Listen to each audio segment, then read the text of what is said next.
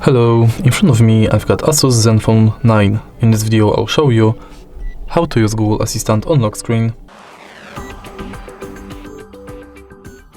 In the beginning, let's enter Google app, tap button in the top right corner and go to settings. Enter Google Assistant, voice match, enter Hey Google and enable this function. Now let's try it out. Hey Google. Okay Google. Sometimes you'll have to retrain the voice model. Okay Google, what's the weather tomorrow? Okay Google, remind me to water my plants every Monday. Hey Google, make a call. Hey Google, set a timer for 5 minutes.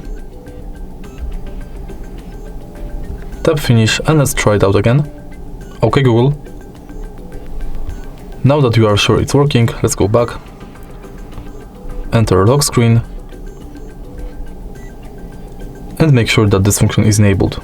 Now you can simply lock the screen and say, okay Google, what's the weather like tomorrow? And that's it. If you find this video helpful, please leave a like, comment and subscribe.